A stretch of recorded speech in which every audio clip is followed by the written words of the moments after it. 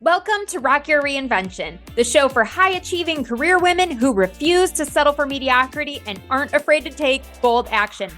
This is a place where you can authentically show up, where every dream and goal can be validated and achieved. Hi, I'm your host, Kathryn Freeland, a certified life reinvention coach, speaker, and award-winning author. I'm here to give you the tips, tools, and strategies to help you shift your mindset, build your confidence, and take meaningful actions so you can rock your reinvention. Ready to go from stuck to thriving? Let's go. Hello, everyone, and welcome back to another amazing episode of Rock Your Reinvention. I am so pumped for today's guest. We have both been in the tech world for quite some time, and she has been someone that I have looked up to for many years now. And so it is such a pleasure to bring to the show today, Kathryn Rose. Hello, Karen. So great to be here. Yeah, absolutely. Well, I think you are probably one of the biggest champions of women that I have in my network. And I say that so sincerely. Like, I just constantly see you elevating other women, doing what you can to get them opportunities. I mean, you are so gracious to bring me speaking opportunities. And I just love when I see women really walking the talk, and they're not just saying I support women, but they're actually doing it on a daily basis. So thank you for being a beacon of light for so many other women. I'm so humbled and honored from you saying that. And it means a ton to me because I think that's exactly what you said. It's, there are women who say they help other women. There are women who actually do. And there need to be more of us. There need to be more of us. And a lot of that has to be, elevating other people. A friend of mine got promoted to CMO. I didn't just write on her LinkedIn profile, like, congratulations. I shared it and said, hey,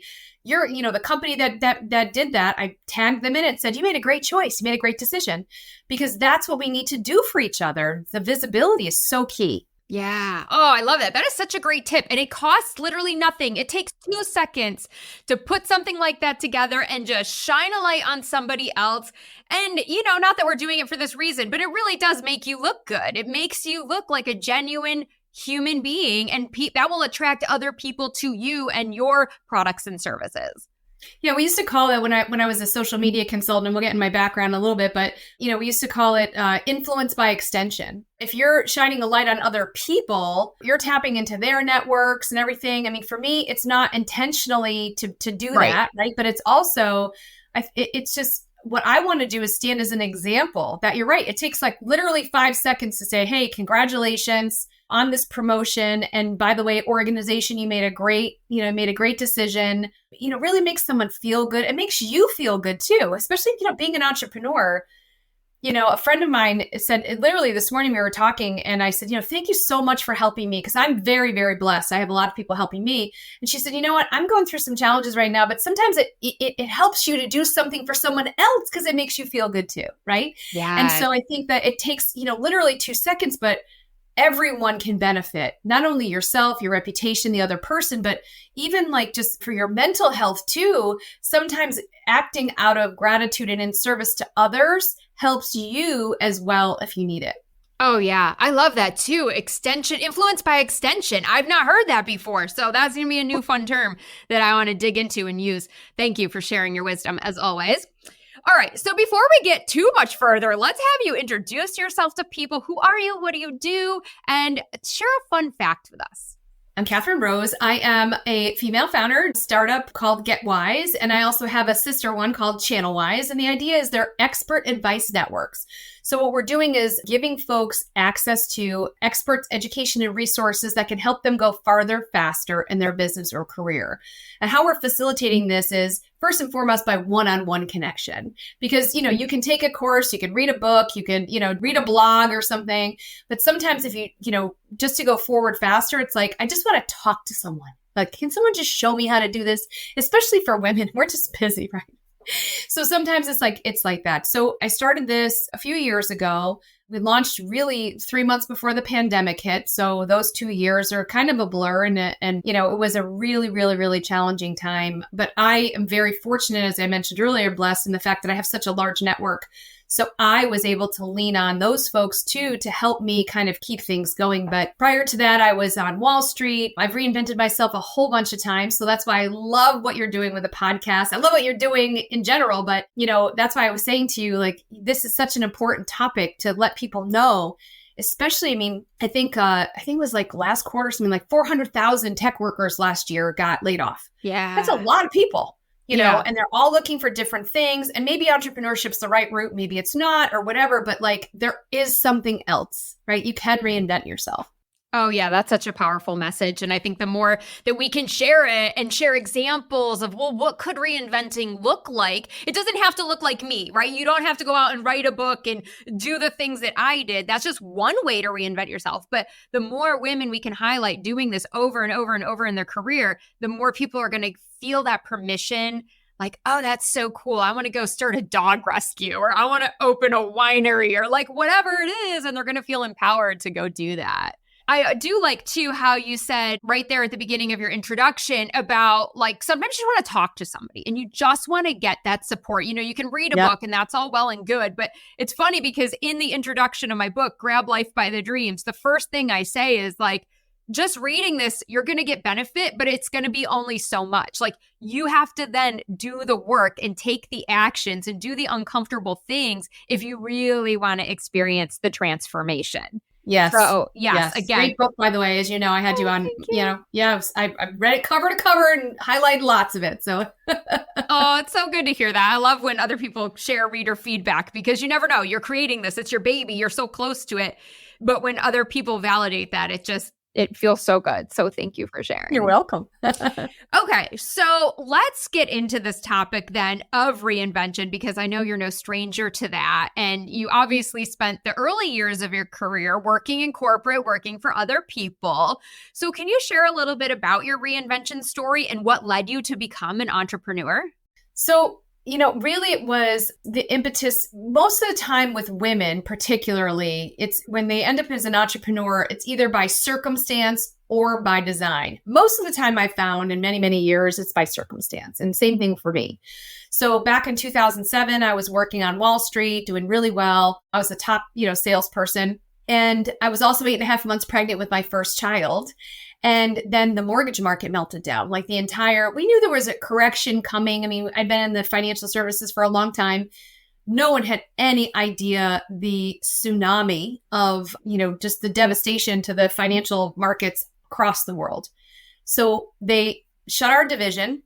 And at the same time, my mom had a brain aneurysm that left her paraplegic. So within 3 months, I lost my job. I had a brand new baby and I had to take care of my mom. And I couldn't go back to a full-time job. So one, if you're either pregnant or just had a baby and everybody knows it, kind of like on the financial services, you're like kryptonite anyways. So you don't ever want to try to change jobs, in the middle of that situation. But then also like I couldn't go to a full-time job because I had all these other responsibilities. So I went and I called all my old customers. I've been in sales for a really long time and everything's about relationships, as we know. I called my old customers and I said, what can I do? I can do sales training, ad hoc marketing. Like, what do you need? And they all said they wanted their websites to come up first on search engines because back in those days, it wasn't something that people were really thinking about. Like digital marketing wasn't a big thing. And they were like, that could be something that could really help us because we want to drive inbound leads. We want to drive that kind of stuff. So I was like, sure. How hard could that be? Well, it's pretty hard when you don't know anything about, I didn't even know it was called search engine optimization. I knew nothing. I used Google to basically find places to have lunch with my clients. But then I was like, you know what? I can learn stuff. So I went on and everybody wanted me to take their course or read their book. And I had no relationships in digital or online marketing at all. And I was like, if I could just find someone to show me, right, I can do this. Yeah. That's kind of where the seed was planted for my startup. I did find someone. I paid for their time. I really worked at it. Within 2 weeks, I picked up my first paying client. And then I parlayed that into, a successful consultancy. And then I added in like Facebook marketing because it became a thing, and in LinkedIn and like all those kinds of things. So, but that was just literally by necessity. And then in 2012, I had my daughter. And I was approached by a tech company that had just launched this social media, like a platform. And they said, we'd love for you to run sales. And I was like, I could use a break. Sure. I can work for someone else. So I did, and I ran sales and I grew the company, and then it was sold. And at that point I was like, okay, now I did it by circumstance before. Let me do it by design this time. And my husband said, making money is your superpower. Why don't you figure out how to do it for yourself? Right. Instead of doing it for other people. So that's kind of where where I find myself now after that experience. I think the number one thing though is in terms of the reinvention is like a friend of mine, she says she likes to be a learn it all. Right. And I think that's a really important thing. I mean, I reinvented myself from Wall Street to search engine optimization. When you do search engine optimization, you have to know some HTML. You have to know. So I had to learn that piece of it. And then when I took over as sales, I mean, I could have just done the sales, but I wanted to know, like, how does all this tech work and how does it fit together? And then I taught myself PHP and a little bit of React and stuff there's free coding things. And I was like, all right, let me try this out. Right. And so, enough to be dangerous. So, now I've started this thing. So you just have to want to be a student. I think that's part of it. Well, I think that's a big difference too between saying I want to be a know-it-all, because that means you already know it, or I need to know all these things in order to feel confident, and saying, no, I'm going to be a learn-it-all because I know that there's a skill gap. I know I don't know all these things, but that's okay. I can learn them. I'm capable of that. Yeah. And I think one of the things, I know or at least I've read some of it in your book, is that the fact that you don't have to know everything about everything. And I think women particularly, because we always feel like we don't know enough, right? If I get another certification, or if I get this, or if I get that, for me, I did learn, it took me a while, but I did learn that unless you're going to be a heart surgeon, like you need to know everything there is about the heart. Hello, right? You're opening up someone's chest and you're like, whatever. But when you're doing different types of things, like if you're building a consulting or a coaching, or like for me, a tech startup, sometimes the most successful tech startups aren't started by CTOs with people with the coding backgrounds, because they're too connected to the product. It's like me, I want to be connected to my customer, right? I want to deliver what they need. The tech is a vehicle. So if I know enough about it, that I know how to deliver it, I can do that without having to code my entire website. Sure. What do you think? This is interesting. What do you think is the biggest difference between you being in your entrepreneur journey by circumstance, and then when you said later in life, no, I'm going to do this now, but I'm going to do it by design? The biggest thing is the pre-planning you can do. So if you decide, and look, entrepreneurship is not for everyone. And I want to just say this out loud for the people in the back who need to hear it. I want to deglamorize, if that's even a word, entrepreneurship. This is not easy. It's not. No. It is a massive roller coaster. There is no magic pill. There's any of this BS you see online. I made 6 figures in 6 months, maybe less than 0.5%, maybe, right? Yeah. It takes a long time. It takes grit and fortitude and being able to literally motivate yourself all the time to be able to withstand. It is, right? So I think that the first time I did it, I didn't even have time to really reflect. I just had to keep going. Right. This time, at least, I'm like, okay, I know this is going to be a roller coaster. I can prepare myself. I'm more prepared financially. I'm more prepared where, I have this course I taught, or this talk that I do called Solo to CEO. And it's all about, hello, cash flow. Right. You know what I mean? Like so many women that I've worked with over the years, it's like, they made 6 figures. They say they made $100,000, but they realized they spent $99,999 of it. And they're like, wait a second, where did it all go? Right. Right. So those are the kinds of things I think if you want to do it by design, you have more time to think it through. Right. No, I love that. So just quick on your business, do people, like individuals, sign up for these, or is it more like business owners, or like who is kind of your sweet spot, your typical customer, just for any listeners who might be like, oh, I think this could be interesting for me? So anyone can come to getWise or channelwise, depending on your, kind of your niche area, and book a time with one of our experts. We curate them. You can't pay, you can't apply. You have to be invited, because I have a very large network and I only want the best of the best on there. So anyone can do that. We also work with on the IT side, vendors and suppliers who pay us to help them enable their partners. So if you're a vendor or supplier on the indirect channel, a lot of those people that you work with and as the partners are small businesses, and they all have challenges around sales and marketing and things. And so, and usually you don't have time as a vendor or supplier to train all of them on how to actually sell or how to actually build an email list or something like that, right? So we have those experts. On the getWise side, a lot of it is startups that we'll target, but also HR, where it's more like the training and development folks. It's not like we supply services to every one of their employees, but the ones that they're really investing in, we'll provide them with services around it. So, it's a two-sided marketplace, but it's also, almost a three-sided market. So we have our experts who are out there. We have the users who come to book calls, and then we have corporations who pay us for access. Yeah, really cool. Well, if anybody's listening and you have a gap or a challenge and you are looking for some guidance, look no further. We got what you need. And I'll put the links, obviously, to your businesses in the show notes so people will be able to just click right in and get that. Thank you. Yeah, of course. So you talked a little bit about challenges already, but what do you think was the biggest challenge you experienced in those early stages of your business, and how did you overcome it?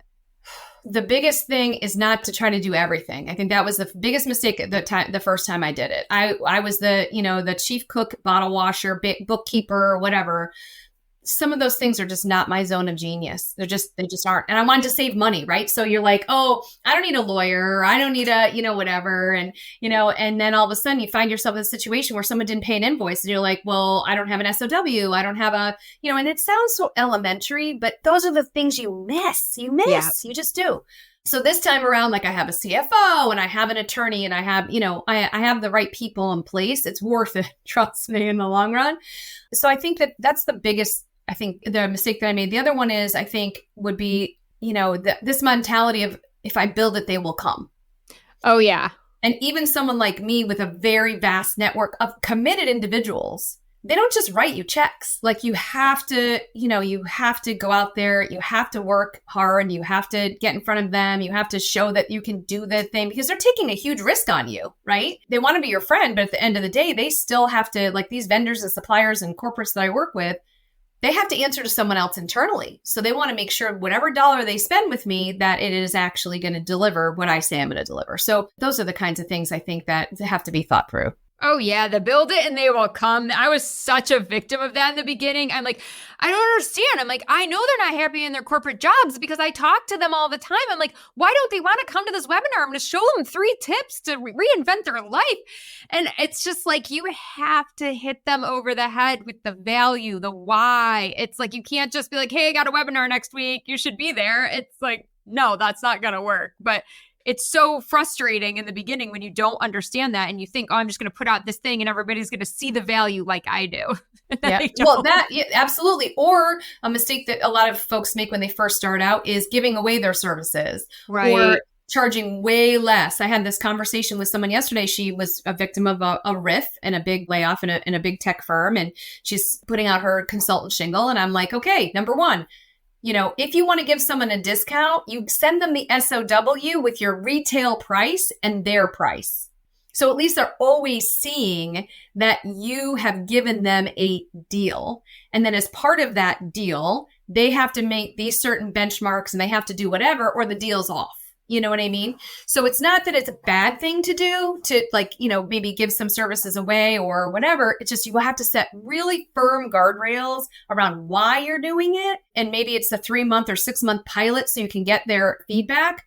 And then you charge them the real rates or whatever. So, the fastest way to go out of business is just constantly doing it because you want to help. You know how I'm helping? I'm helping me, my family, all the women around me, if I actually make money to sustain my life.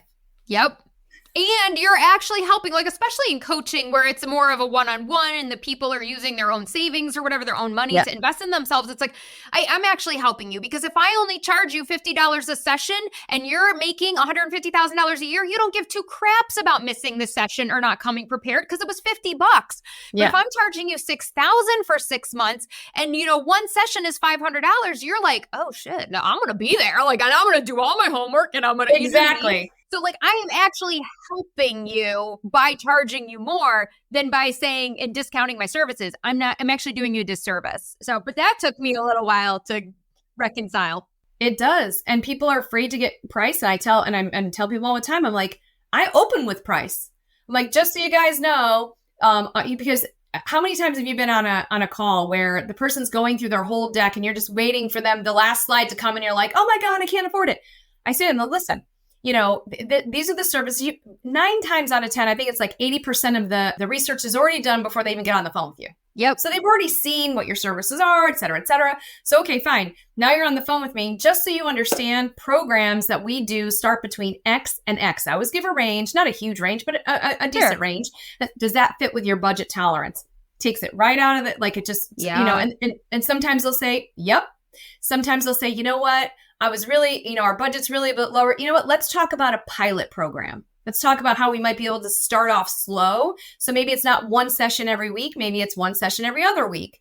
But, you're at least setting the benchmark for your value. Yep. Before you're making them sit through this whole first free session and you're giving me everything you have. And then they're like, yeah, I can't afford you. Right. Solid advice. So those of you that are thinking about starting your own business, write this down. Very important. And for those people who are thinking about, they're curious. They're like, I don't know. I think maybe now is the time for me to step out. What do you love most about being your own boss? What I love most about it is really the freedom.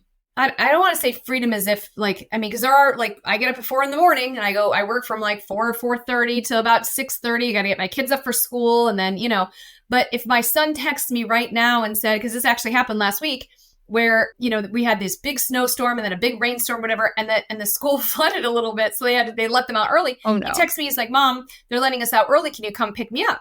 Yeah. Right. I can. Yeah, I can.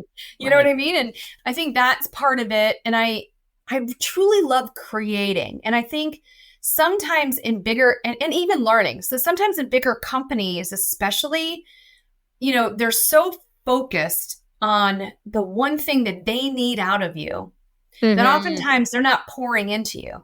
No. And if you try to pour into yourself, they're like, wait a second. I had friends of mine who they're literally back to back all day. And I'm like, you can go into your Outlook, you can go into your Google, and you can set it so that it has to be a full 30 minutes before the next meeting. You know that, right?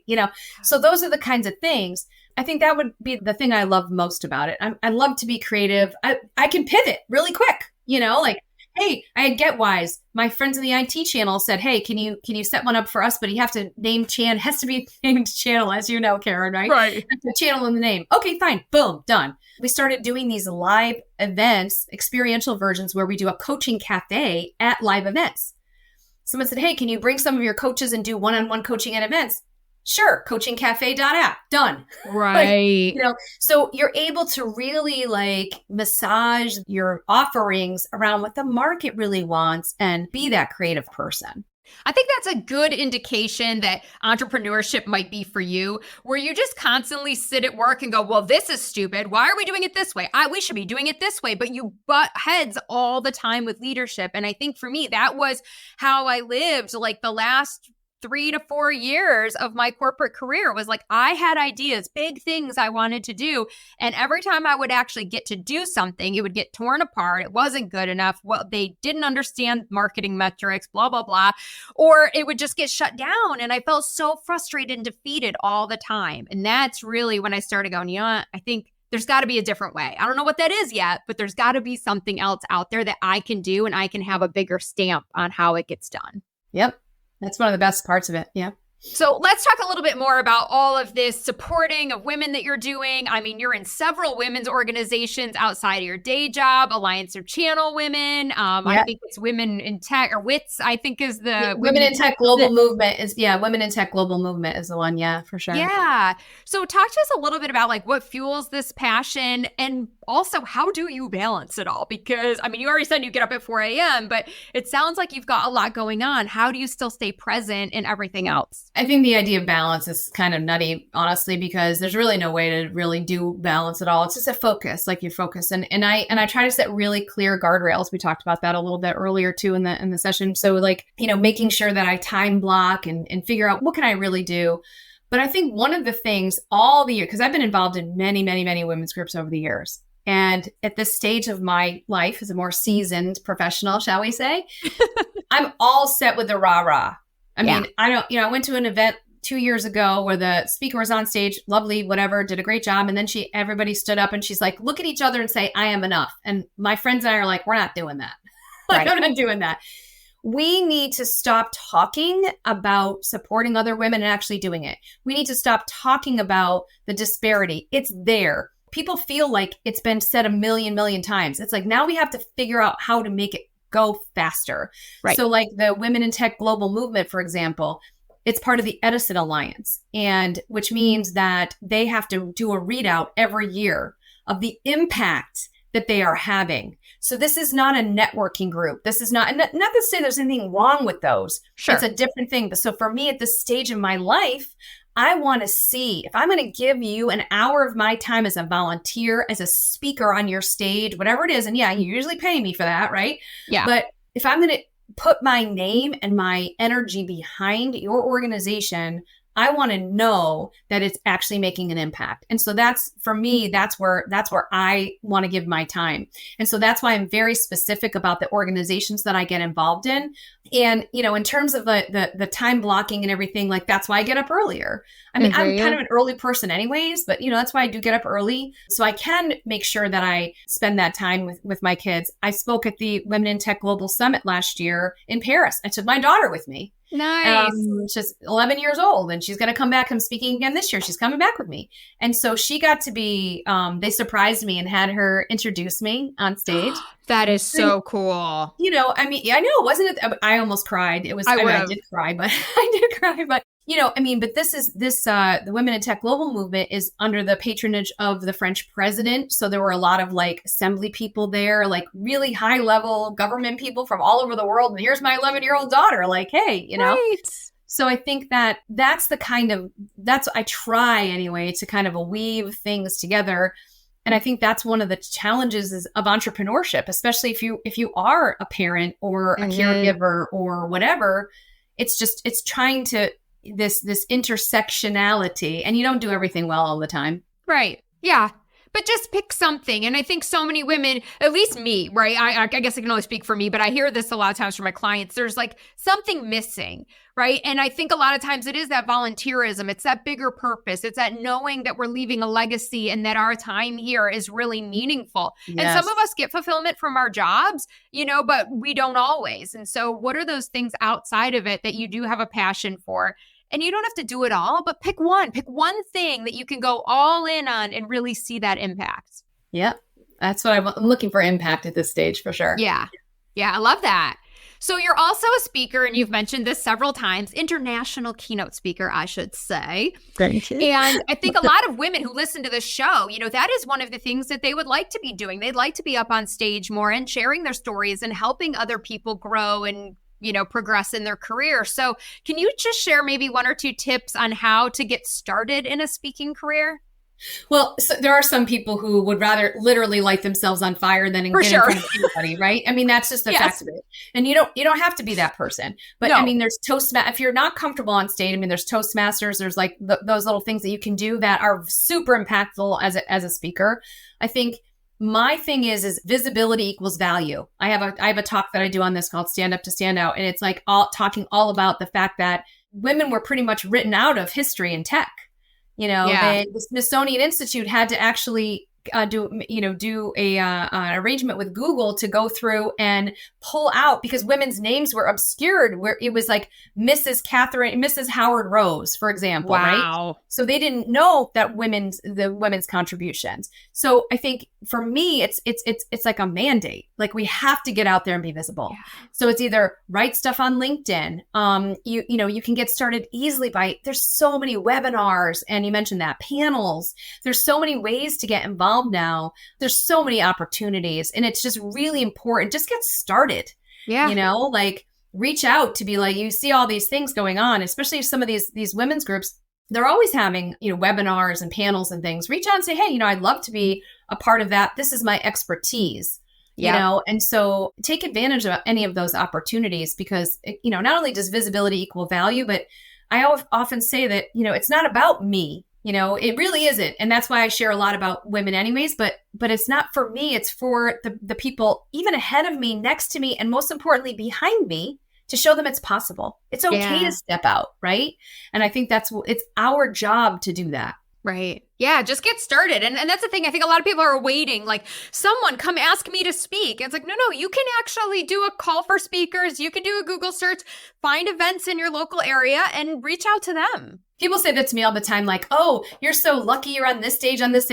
That is totally, yes, I am fortunate. Don't get me wrong. I am grateful. But At the end of the day, I have this other talk that I do called The Power of Ask. I'm not Oprah Winfrey. Like, no one's sitting around going, gee, I wonder what Kathryn's doing. And I'm going to ask her to speak in Paris, Right.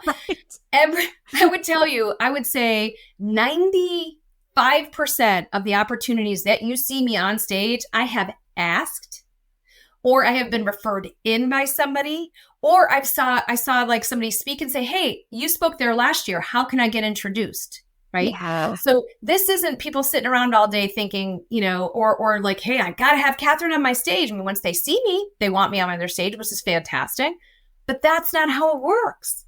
Right. Yeah, no, such good insight, because I think people think that's how it works and they don't realize, oh, wow, you asked for 95% of those opportunities.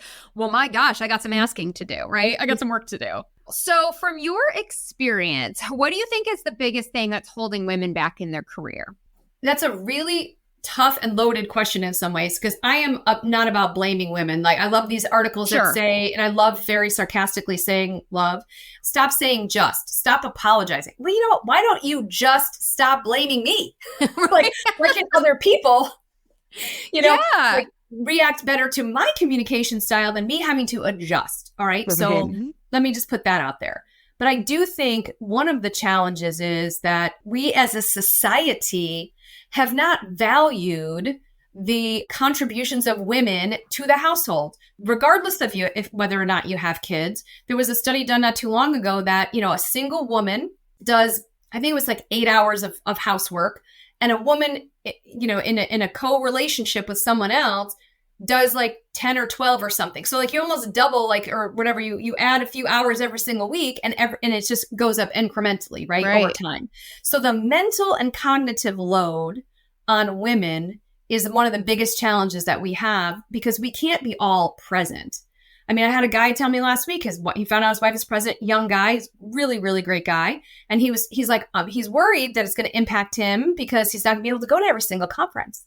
And I was like, well, I can tell you how fast you could not be married by going to every single conference, but it's reality, right? And so that, I think, because we don't value those contributions, we tend to get angry when we have, when I'm doing 12 hours of work and my work partner or someone on my team has to take their kid to the doctor or do whatever, or just that mental load. I can't just focus, because in my back of my brain, I'm like, oh my gosh, I have to take the dog to the vet, or I have to, that kind of stuff. So I think we need, as a society, to understand and embrace that it's not all about every single day the hours we put into our jobs. There are other things that are going on. Yeah. And I think what's so interesting too is, although that is not necessarily our fault, right? Like so society is saying, hey, we don't really value this stuff. It's like, what can we do to empower ourselves? And I always work with my clients and go, what can you start outsourcing?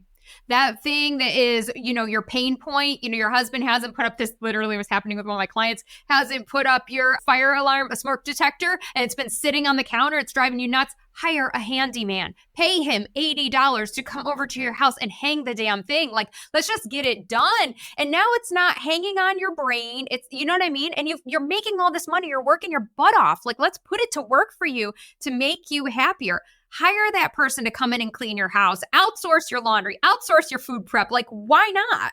Oh my gosh, Instacart saved my marriage. And don't pile up on the poor guy. But I was sitting there, literally, I'm on a Zoom call with a client. It was a good friend of mine, thank goodness. And my husband texted me and said, we're out of milk.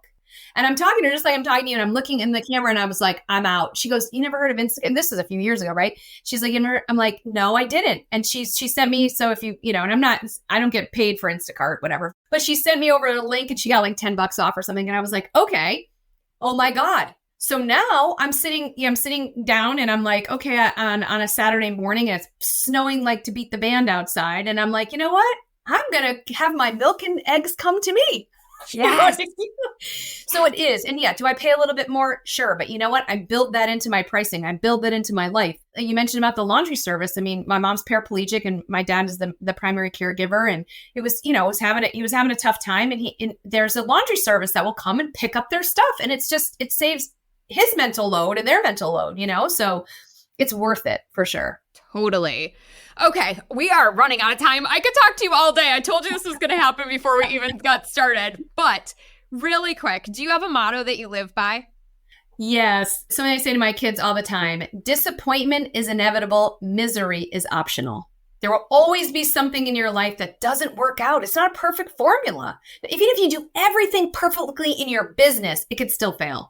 If you do everything perfectly in your career, you could still have those same feelings that you had, right? But it's how you react to them. Do you bring that anger and that whatever, and you bring it out on other people? It will hurt you much more than it's going to hurt, the other people. So that's where I see, I think that's one of the challenges I see around me a lot is people they get into that rut and they stay there. Yep. Let's just keep that in mind. Life isn't about being happy and giddy all the time. There's going to be problems, but that's how we solve them and how we show up and react to them that sets us successful folks apart. Yeah. I love that. And I tried that whole toxic thing and just letting the anger eat away at you. It's not effective. So you can just learn from my mistake and no judgment if you're there right now. I get it. That's probably why you're here. No judgment at all. I've been through all the same things you talk about in your book. Yep. Same things. It's sitting there, drinking a glass of wine, I'm so miserable, yeah. Right. That's not hurting them. And the other thing I say too is go where you're celebrated, not where you're tolerated. So if you're in a situation that you're in a toxic situation, and yeah, the job market's hard right now, or entrepreneurship's tough, but you know what? I'd rather be miserable and moving my life forward and doing something I really love than miserable helping someone else do it. Yep. 100%. So true. It's so true. All right. Where can people find you and learn more about the work that you do? So LinkedIn is my preferred platform. And so you can find me on LinkedIn and, happy to connect. And, Karen, you just do such great work. And I've, been around you for a long time in the tech field. And I'm so excited for you to bring all these learnings that you've had over the years, not only through your books, but to your clients. And I very much appreciate you being in my orbit. Oh, thank you. Likewise. And of course, I always love to let our guests get the last word. So what is one thing you would say to women who are listening right now? They know they want to make a change in their career, but they don't know how to get started.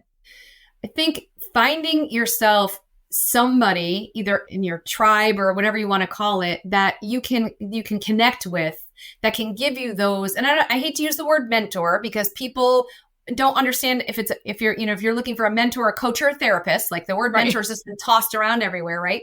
But I'm saying people around you, a coach, somebody who can say, you know what, I've been there before. Let me help you get to the next thing. And if it's booking a call with someone on getWise or channelwise or whatever it is, that will help you and get to that next level. But it really is. It doesn't have to mean you jump with both feet. It could be a systematic progression, but you know where you want to go and you can plot out how you want to get there. Well, wise words from Kathryn Rose. Thank you so much for being here and sharing your wisdom with us. I hope all of you will take her up on her offer to connect with her on LinkedIn. Of course, that link will be in the show notes. And until next time, ladies, stay fabulous. Thank you. Thanks for tuning in. I hope you're inspired to take action by committing to one of the tips or strategies we talked about in today's episode. And if you want accountability and support, I've got your back. Join my private Facebook group, Successful Working Women Rocking Reinvention, today. You'll find a community of like-minded women waiting to support you, exclusive content, and helpful resources to ensure you succeed. Lastly, if you loved this episode, do me a favor and be sure to leave a review. Together, we can encourage more women to live their purpose. See you next time.